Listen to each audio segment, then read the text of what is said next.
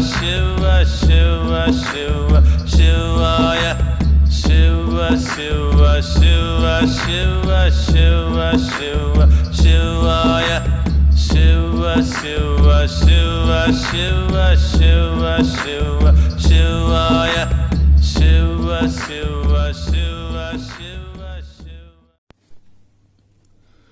आदरणीय मित्रों, मैं पंडित दीपक शर्मा स्वागत करता हूं आप सबका YouTube चैनल शिव शक्ति ज्योतिष ज्ञान पर।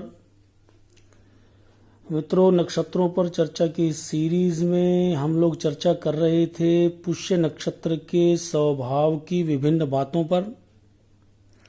इस वीडियो में हम पुष्य नक्षत्र से संबंधित जो भी जातक हैं उनका व्यवसाय क्या हो सकता है या किस प्रकार के व्यवसायों में जाने की ऐसे जातक की संभावना होती है, इन सब बातों को विस्तृत रूप से समझेंगे। परंतु आगे बढ़ने से पहले पिछले 2 वीडियोस में आपने पुष्य नक्षत्र संबंधित जिन मुख्य शब्दों को, जिनकी पॉइंट्स को विस्तृत रूप से समझा है उनको रिमाइंड कर लेते हैं। और दूसरी मुख्य बात यह है मित्रों, किसी भी जातक के व्यवसाय का निर्णय करने के लिए दशम भाव को सुनिश्चित करना, दशम भाव से संबंधित फलादेश को सूक्ष्म रूप से एनालाइज करना बहुत ज़्यादा जरूरी होता है। दशम भाव में किस प्रकार के ग्रह बैठे हैं तथा वे किन नक्षत्रों में स्थित हैं, जिन नक्षत्रों में स्थित हैं उन नक्षत्रों का स्वभाव एवं उस ग्रह का स्वभाव जो दशम भाव में बैठा है, दोनों मिलकर के दोनों की संयुक्त ऊर्जा किस प्रकार का प्रभाव जातक के व्यवसाय पर डाल सकती है, इस बात को समझना आवश्यक होता है।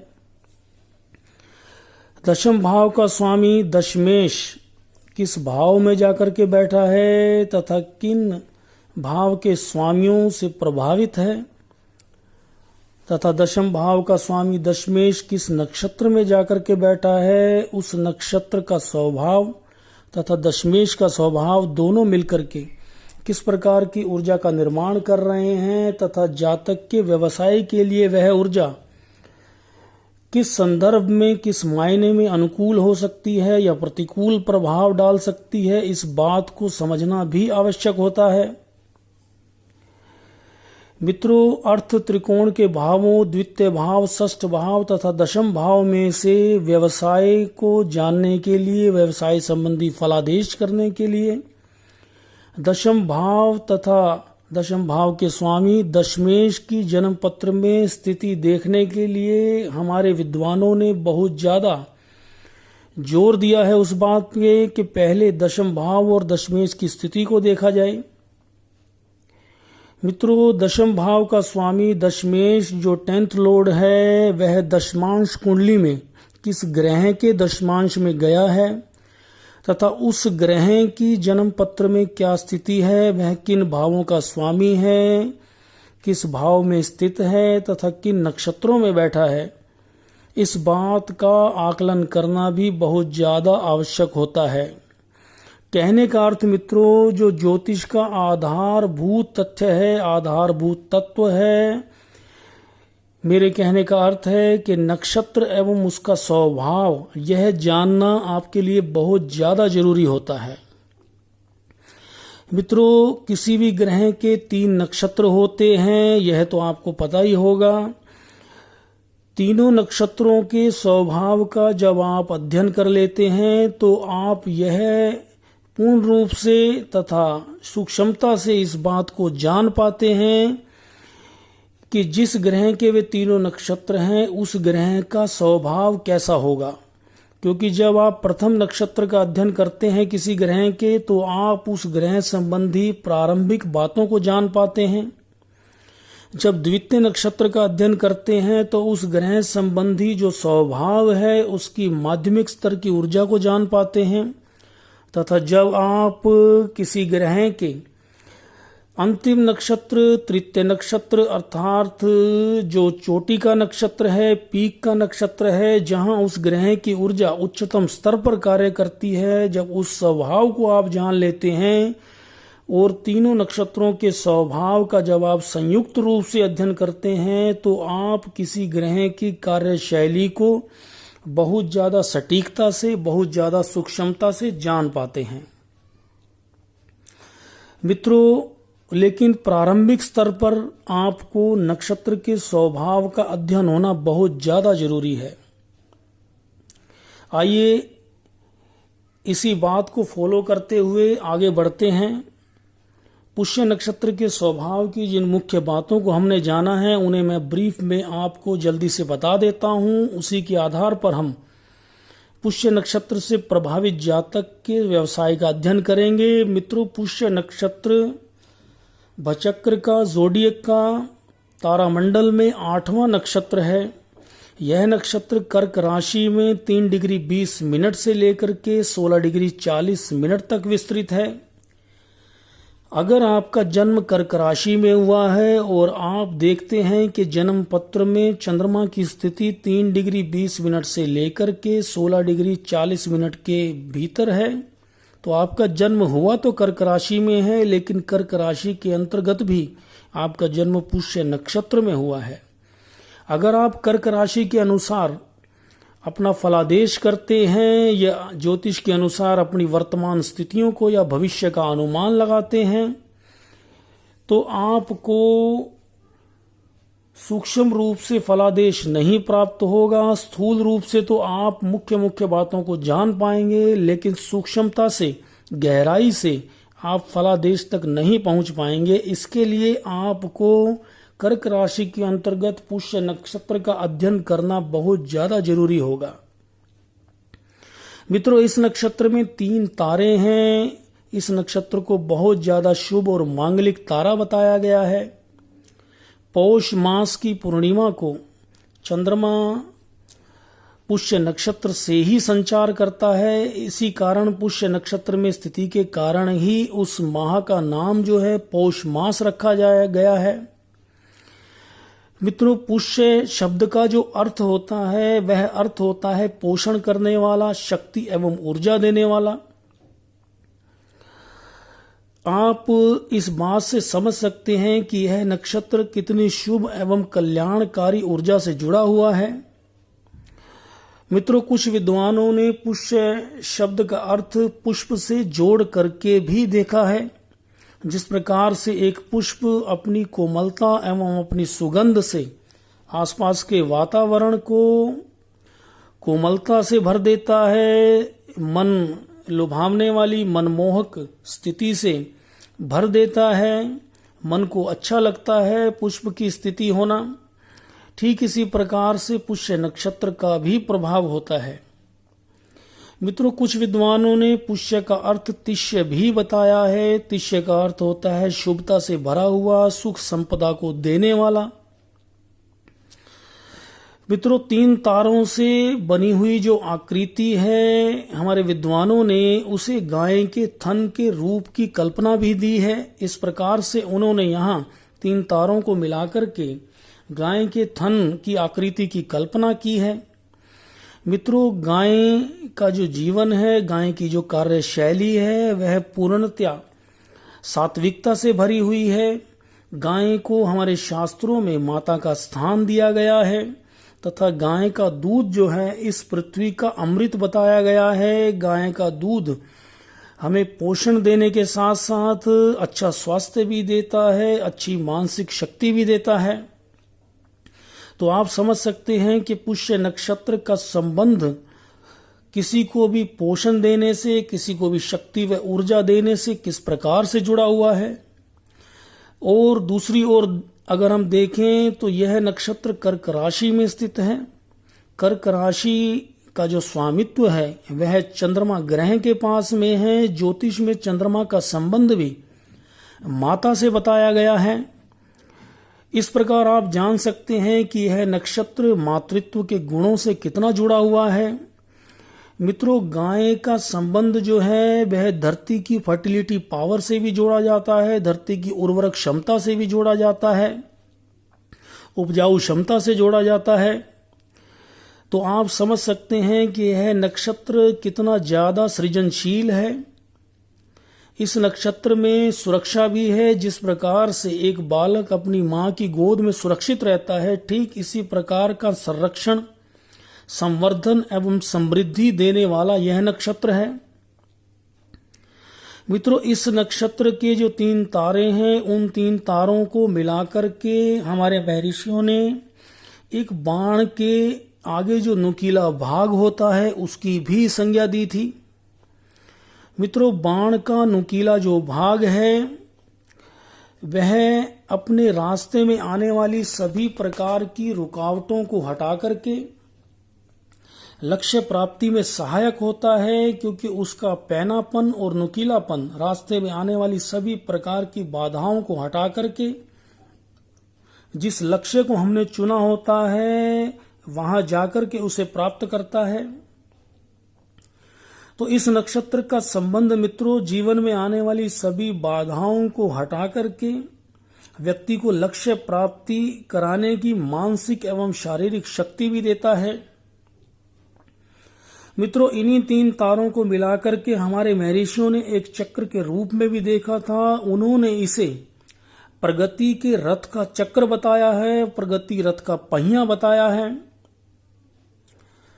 मित्रों, जो पोषण की बात है या जीवन में समृद्धि की बात है, इन सब बातों से, इन सब चीजों से उन्हीं बातों की पुनरावृत्ति बार बार हो रही है।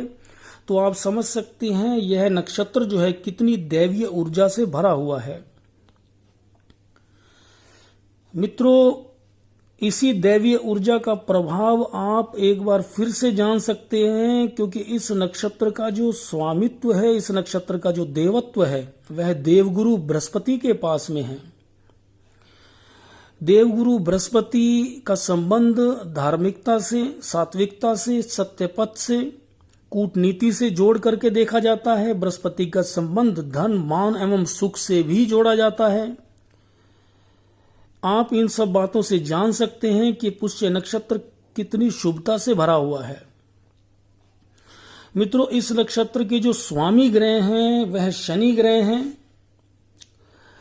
मित्रों, शनि ग्रह का संबंध पोषण से किस प्रकार से जुड़ता है, इस बात को स्पष्ट करने के लिए मैं आपको यहां एक उदाहरण देता हूं। मित्रों, ऋग्वेद में शनि देव के लिए एक मंत्र आया है। वह मंत्र है ओम शन्नो देवीर्भिष्टये आपो भवन्तु पीतये शमजोर भिस्रवन्तु नः।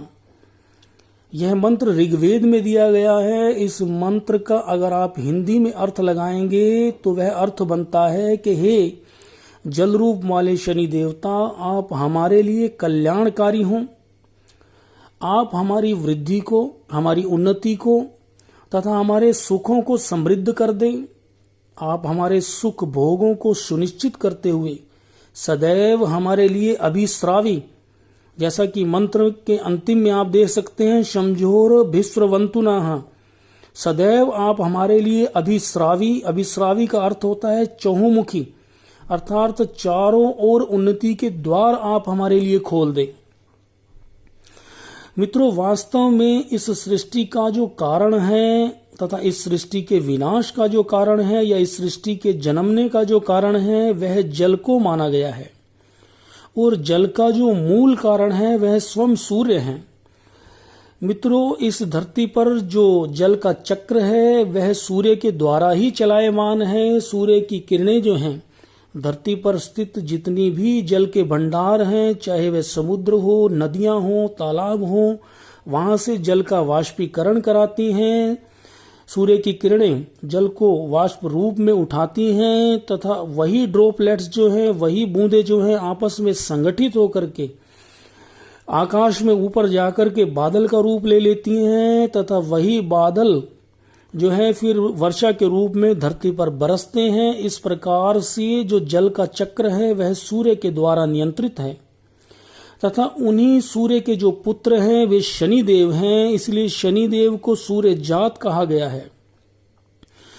मित्रों, इस मंत्र में दैवी रूप से जो ठोस जल है, जैसा कि बताया गया, देवीर्भिष्टये आपो भवन्तु पीतये, आप का अर्थ होता है जल।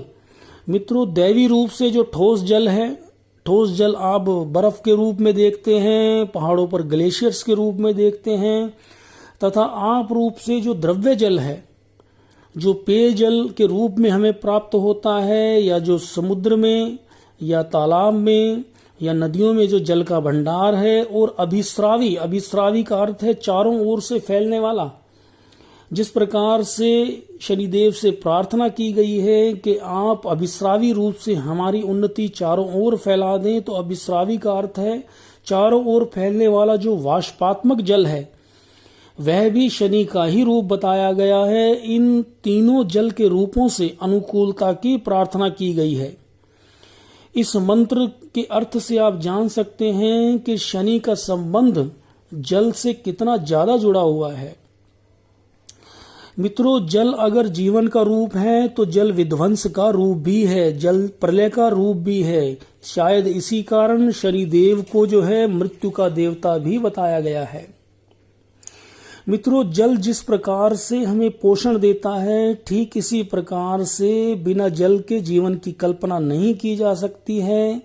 जल का पोषण के ऊपर कुछ भी बोलना, वह जो है आप यूं समझें कि उस बारे में कहना जो है किसी को बताने की जरूरत नहीं है। सभी को मालूम है कि जल का पोषक गुण क्या है। मित्रों, ठीक इसी प्रकार से पुष्य नक्षत्र का गुण भी कितना पोषण से जुड़ा हुआ है। इसी कारण से इस नक्षत्र का जो स्वामित्व है वह शनि को दिया गया है, क्योंकि शनि का संबंध भी पोषण से जुड़ा हुआ है। मित्रों, आइए इन्हीं की पॉइंट्स के आधार पर, इन्हीं मुख्य शब्दों के आधार पर पुष्य नक्षत्र जातक के व्यवसाय क्या हो सकते हैं, इन बातों को जान लेते हैं। मित्रों, यह नक्षत्र कर्क राशि में है। कर्क राशि जलीय राशि मानी गई है, काल पुरुष के चतुर्थ भाव में स्थित है। आप यह भी देखेंगे कि शनि के जितने भी नक्षत्र हैं, तीनों के तीनों नक्षत्र जलीय राशियों में स्थित हैं। इसका मुख्य कारण मैं आपको अभी बता चुका हूं, क्योंकि शनि का संबंध जल के तीनों रूपों से, अर्थात जल के तीनों जो रूप हैं वह ठोस रूप हो, द्रव रूप हो या वाष्पात्मक रूप हो, तीनों के ऊपर जो आधिपत्य है वह शनि देव का है। इसी कारण से तीनों जो जलीय राशियां हैं, कर्क राशि हो, वृश्चिक राशि हो या मीन राशि हो, इन तीनों के जो मध्य की ऊर्जा है, जो कोर की ऊर्जा है, वह शनि देव के आधिपत्य में है। शनि के तीनों नक्षत्र जलीय राशियों के कोर में पाए जाते हैं। मित्रों, कर्क राशि जो है जलीय राशि है। चंद्रमा का स्वामित्व होने से चंद्रमा का संबंध भी जल से माना गया है। तो मित्रों, नदी समुद्र से संबंधित जितने भी व्यवसाय हैं, चाहे वह डॉकयार्ड संबंधी नौकरी हो या व्यवसाय हो, एक्सपोर्ट इंपोर्ट के कार्य हों जल के द्वारा, या कोई भी जल संबंधी कार्य हों, जल प्रबंधन के कार्य हों, डैम्स संबंधी कार्य हों या रिवर मैनेजमेंट के हों, या जल संबंधी कोई और व्यवसाय हों, पेय पदार्थों से संबंधित व्यवसाय हों, वे सब के सब पुष्य नक्षत्र के अंतर्गत आते हैं। मित्रों, चंद्रमा का जो संबंध है, चंद्रमा की कलाएं पल पल बदलती हैं। जो नवीनीकरण का कार्य है, जो रिन्यूएशन का कार्य है, चाहे वे नवीनीकरण घर की साज सज्जा से जुड़े हुए कार्य हों, चाहे वे किसी चीज की मरम्मत को लेकर के जुड़े हुए कार्य हों, उसे ठीक करके दोबारा से दुरुस्त करना, उसे उपयोग में ले जाने के योग्य बनाना, वे सब कार्य जो हैं पुष्य नक्षत्र के अंतर्गत आते हैं। मित्रों, जब भी आप किसी नक्षत्र संबंधी कार्यों का, व्यवसाय का आकलन करें, तो आप यह देखें कि वह नक्षत्र जो है किस भाव में पड़ रहा है, तथा उस भाव के जो नैसर्गिक कारक हैं वे कौन से हैं, उनका संबंध भी उस नक्षत्र से जुड़ जाता है। क्योंकि यह पुष्य नक्षत्र काल पुरुष की चतुर्थ राशि कर्क राशि में पड़ता है, तो चतुर्थ भाव के जो नैसर्गिक कारण हैं वह शुक्र एवं चंद्रमा को माना गया है। तो मित्रों, शुक्र का संबंध भी यहाँ जुड़ जाता है। इसीलिए मैंने आपको नवीनीकरण के साथ साथ साज सज्जा की भी बात कही है। इन बातों को आप नोटिस करके चले। मित्रों, जितने भी रचनात्मक कार्य हैं, जितने भी क्रिएटिव एक्टिविटी से जुड़े हुए कार्य हैं या कारीगरी से संबंधित कार्य हैं, क्योंकि मित्रों शनि ग्रह का संबंध इस नक्षत्र के स्वामित्व के रूप में जुड़ा हुआ है तो शनि को मजदूर कहा गया है और चंद्रमा को जो कला से जुड़ा हुआ बताया गया है तो कारीगरी, चाहे वो किसी भी तरह की कारीगरी है, वे सब के सब कार्य क्षेत्र पुष्य नक्षत्र के आधिपत्य में आते हैं। इनसे जुड़े हुए जातक हो सकते हैं। मित्रों, चतुर्थ भाव का संबंध भूमि से बताया गया है, भवन से बताया गया है। शनि का संबंध भी खाली जमीन से बताया गया है। तो जितने भी भूमि सुधार के कार्य हैं या भवन निर्माण के कार्य हैं, क्योंकि रिन्यूएशन, मैंने जैसा आपको बताया, चंद्रमा का एक स्वभाव है कि चीजों को यह रिन्यू करता है। जैसे ही ये पल पल कलाएं बदलता है तो भवन निर्माण के जितने भी कार्य हैं वे सब पुष्य नक्षत्र से जुड़ जाते हैं। मित्रों, चंद्रमा का संबंध जल से होने के कारण, शनि का संबंध भी जल से होने के कारण, कर्क राशि का संबंध भी जल से होने के कारण चंद्रमा का संबंध वस्त्रों से माना गया है। तो मित्रों, जितने भी वस्त्र निर्माण के कार्य हैं या वस्त्रों को साफ करने के लिए जो बड़ी बड़ी लॉन्ड्रीज हैं, तो वे सब कार्य भी इस नक्षत्र के आधिपत्य क्षेत्र में आते हैं। मित्रों, एक बात का आप स्मरण रखें कि जितने भी कार्य मैं आपको बता रहा हूं उससे संबंधित जो ग्रह हैं, यानी कि पुष्य नक्षत्र से संबंधित जितने भी ग्रह हैं, चाहे वे बृहस्पति हों इस नक्षत्र के देवत्व रूप में, चाहे शनि हो स्वामित्व रूप में, चाहे चंद्रमा हो राशि स्वामी के रूप में, मित्रों, इन तीनों में से जिस ग्रह की स्थिति जन्म पत्र में ज्यादा बलिष्ठ होगी, ज्यादा सबल होगी, उन्हीं कार्यों से व्यक्ति जुड़ेगा। इस बात को आप स्मरण जरूर रखें कि किस ग्रह की स्थिति ज्यादा अच्छी है जन्म पत्र में, इस बात की ओर भी ध्यान दें। लेकिन पुष्य नक्षत्र से संबंधित आधारभूत बातों को जानना आपके लिए बहुत आवश्यक है। मित्रों, इस नक्षत्र का स्वामित्व शनि के पास होने से जो और चतुर्थ भाव जो है वह जनता से संबंधित माना गया है। चंद्रमा का संबंध भी जनता से बताया गया है। तो पब्लिक सर्विसेज से जुड़े हुए जितनी भी नौकरी हैं, खास तौर से जो नौकरी हैं, उनसे जुड़े हुए जातक हो सकते हैं। मित्रों, अगर शनि की स्थिति जन्म पत्र में ज्यादा अच्छी नहीं है तो जातक किसी भी श्रम साध्य कार्य से जुड़ा हो सकता है, छोटी मोटी मजदूरी से भी जुड़ा हुआ कार्य से जुड़ा हो सकता है। शनि का संबंध जो है प्राचीनता से माना गया है, तो प्राचीन परंपराओं से जुड़े हुए जितने कार्य हैं या प्राचीन परंपराओं से संबंधित जो ट्रस्ट हैं उनसे जुड़ी हुई नौकरियों या व्यवसायों से जातक जुड़े हो सकते हैं। चतुर्थ भाव का संबंध जमीन से माना गया है, शनि का संबंध प्राचीनता से माना गया है। तो आर्कियोलॉजी से जुड़े हुए जितने भी कार्य हैं उससे जुड़े हुए व्यवसाय या नौकरी में जातक हो सकता है। मित्रों, इसी तरह से जो वृद्धा आश्रम हैं या बुजुर्गों के लिए किसी भी प्रकार के जो संस्थाएं हैं उनसे जुड़े हुए व्यवसाय या नौकरियों में जातक हो सकता है। मित्रों, पुष्य का संबंध पोषण से बताया गया है तथा तिष्य का अर्थ शुभता से बताया गया है। और मित्रों, चतुर्थ भाव का संबंध जनता से माना गया है। चंद्रमा का संबंध दैनिक उपभोग की वस्तुओं से माना गया है। तो जितने भी खाद्य पदार्थ हैं उनका निर्माण या उनका वितरण से जुड़े हुए जातक हो सकते हैं। पोषण का गुण होने से होटल मैनेजमेंट से जुड़े हुए कार्य हैं, रेस्टोरेंट से जुड़े हुए हैं या किसी भी प्रकार के आतिथ्य से जुड़े हुए जो कार्य हैं उससे जुड़े हुए व्यवसाय या नौकरियों में जातक हो सकते हैं।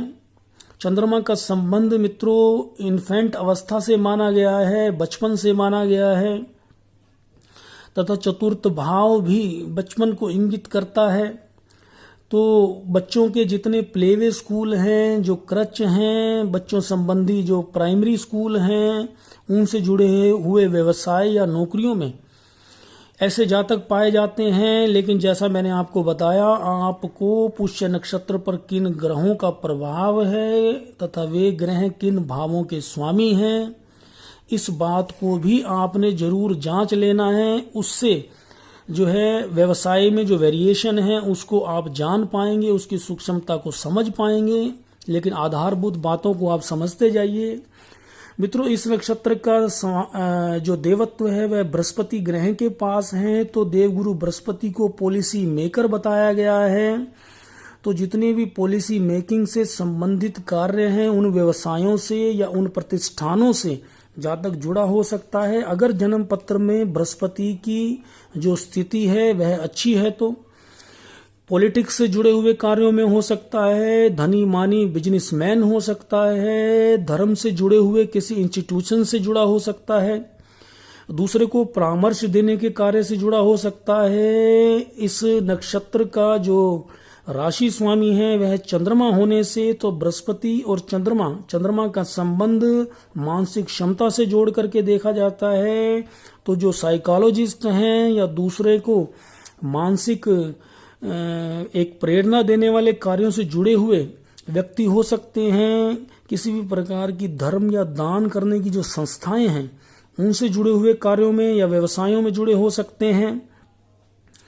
देवगुरु बृहस्पति को गुरु के स्थान पर रखा गया है, उन्हें गुरु माना गया है। तो टीचिंग से जुड़े हुए जितने कार्य हैं और चंद्रमा से संबंध होने के कारण चंद्रमा को इन्फेंट अवस्था से जोड़ करके देखा जाता है, तो प्राइमरी टीचिंग से संबंधित अध्यापक हो सकते हैं। बृहस्पति का संबंध वित्त से माना गया है, धन से माना गया है। तो वित्त प्रबंधन से जुड़े हुए जितने कार्य हैं, चाहे वे बैंकिंग हो या प्राइवेट फाइनेंस कंपनीज हों, उनसे जुड़े हुए कार्य व्यवसायों में, बिजनेसेस में या नौकरी में व्यक्ति हो सकता है। मित्रों, गाय से इस नक्षत्र का संबंध होने के कारण तथा धरती की फर्टिलिटी पावर से संबंध होने के कारण तो जितने भी दुग्ध व्यवसाय हैं, डेयरी फार्मिंग के कार्य हैं, उनसे जुड़ा हुआ जातक हो सकता है। पशुपालन के जो कार्य हैं, एग्रीकल्चर के जो कार्य हैं या किसी भी प्रकार के बागवानी से जुड़े हुए कार्य हैं, हॉर्टिकल्चर से जुड़े हुए कार्य हैं, उनसे जुड़े हुए व्यवसायों में या कार्य क्षेत्रों में जातक को देखा जा सकता है। मित्रों, इस नक्षत्र का एक चिन्ह बाण का नुकीला भाग भी है। तो जितने भी मोटिवेशनल स्पीकर हैं, दूसरे को प्रेरणा देने वाले, दूसरे का उत्साह जगा करके उसे लक्ष्य प्राप्ति में सहायता करने वाले जितने भी प्रशिक्षण संस्थान हैं या विशेष प्रकार के जो जॉब पाने के लिए जो कोर्स कराए जाते हैं, उनसे जुड़े हुए अध्यापन कार्य में हो सकते हैं या उनसे जुड़े हुए किसी भी प्रकार के व्यवसाय में हो सकते हैं, विशेष प्रकार के प्रशिक्षक हो सकते हैं। मित्रों, इस प्रकार से आपको जितने भी की पॉइंट्स हैं उनसे जोड़ करके आपको जो है किसी भी पुष्य नक्षत्र जातक के व्यवसाय का आकलन करना है, क्योंकि मित्रों सभी जो है की पॉइंट्स हैं उससे अगर आप जोड़ के देखेंगे तो आज व्यवसाय के परिप्रेक्ष्य भी बहुत ज्यादा हो चुके हैं। तो आपको सिर्फ स्मरण जो रखना है वह किसी भी नक्षत्र से संबंधित जो ग्रह हैं उनकी कार्यशैली को जो आपने स्मरण में रखना है और उससे संबंधित जो की पॉइंट्स हैं उनको आपने समझ में रखना है, तो जिससे कि आप सूक्ष्मता से फलादेश कर पाएंगे। मित्रों, इस नक्षत्र को उधर्वमुखी माना गया है। इसका जो व्यवहार है, जो आचरण है वह उधर्वमुख है, अर्थात तो ऊपर की ओर गति करने वाला है। जैसा कि मैंने अभी तक आपको बताया ही, उन सब बातों से स्पष्ट है कि यह जो नक्षत्र है जातक को उसकी महत्वाकांक्षा प्राप्त कराने में तथा उसकी प्रगति करने में कितना ज्यादा सहायक है। उधर्वमुखी नक्षत्र होने से मित्रों, जिस दिन चंद्रमा इस नक्षत्र से गोचर कर रहे हों उस दिन अगर आप किसी भी प्रकार का ऐसा कार्य प्रारंभ करते हैं जो कि आपकी प्रगति से जुड़ा हुआ है, आपकी सुख समृद्धि से जुड़ा हुआ है, चाहे वह गृह प्रवेश का मुहूर्त हो, चाहे वह आप नया कार्य व्यवसाय प्रारंभ करने जा रहे हैं या आप अपनी नौकरी प्राप्त करने के लिए इंटरव्यू देने जा रहे हैं, तो इस प्रकार के जो कार्य हैं आप इस नक्षत्र में जिस दिन चंद्रमा का गोचर हो आप कर सकते हैं। निश्चय ही वह कार्य सफलता देने वाला होता है। मित्रों, इस नक्षत्र को क्षिप्र और बहुत हल्का नक्षत्र माना गया है, चर नक्षत्र माना गया है, अर्थात इसकी जो गति है वह बहुत तेज है और यह जो है प्रगति कराने में, किसी को भी जीवन में अपलिफ्ट कराने में, उसका जो एक सामाजिक जो स्तर है या उसके जीवन का जो एक लाइफस्टाइल है उसको बढ़ाने में बहुत ज़्यादा मदद करता है। तो मित्रों, इस नक्षत्र में जो भी आप कार्य शुरू करते हैं, चाहे वो वाणिज्य व्यापार से संबंधित हो या कोई और भी आपका शुभ कार्य हो, वह निश्चय ही आपको सफलता देता है। मित्रों, इस नक्षत्र में जो मैंने आपको कार्य बताए, किसी भी प्रकार के शुभ कार्य आप इस नक्षत्र में कर सकते हैं। लेकिन मित्रों, इस नक्षत्र में जो वर्जित कार्य है वह विवाह को इस नक्षत्र में वर्जित माना गया है, क्योंकि मित्रों पुष्य नक्षत्र को ब्रह्मा जी का श्राप मिला हुआ है, इसलिए इस नक्षत्र में विवाह को शुभ नहीं माना गया है। अर्थात चंद्रमा जिस दिन पुष्य नक्षत्र से गोचर कर रहे हों उस दिन विवाह का मुहूर्त नहीं रखना चाहिए। मित्रों, यह पुष्य नक्षत्र से संबंधित जो व्यवसाय हैं तथा अन्य बातें जो मैंने आपको बताई उनका विस्तृत विश्लेषण था। अगली वीडियो में मैं पुष्य नक्षत्र संबंधित और विशेष बातों को आपको बताऊंगा। वीडियो देखने के लिए आपका धन्यवाद मित्रों। नमस्कार।